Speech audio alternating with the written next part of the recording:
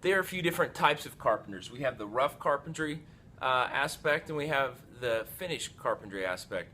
A rough carpenter is going to be someone who frames up walls, and that may just be walls on the inside of an office building, but a residential rough carpenter is going to be someone who builds the entire structure of the house.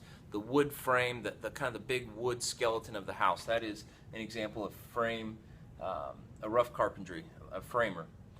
You could also build concrete forms and stuff like that.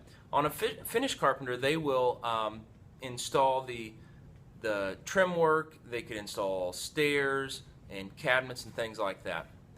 Now, the responsibilities and tasks you will be assigned kind of depend on the size of the firm.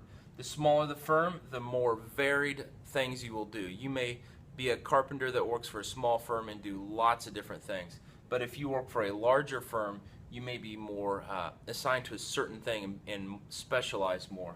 But a carpenter must learn and remain current with all methods and materials so that you can safely complete the task while adapting to any situation. As a carpenter, you're expected to be responsible, and once certain things are given to you to do, you need to follow through with them without further prompting by your boss. Tardiness, when we talk about tardiness, what we're talking about is that you are showing up frequently late for work. If it happens just once or twice, you don't really have an issue with tardiness, but tardiness is showing up late for work repeatedly. And absenteeism is frequently not showing up for work. Really, unless you are sick or have a family emergency, you need to be showing up for work. And the appropriate thing to do is to call into your boss and let them know as far in advance as possible that you will not be making it into work. You need to be, a carpenter also needs to be professional. That's going to be wearing the correct clothes, tucked in, looking professional, not like you just rolled out of bed and just threw on some clothes. You need to be honest.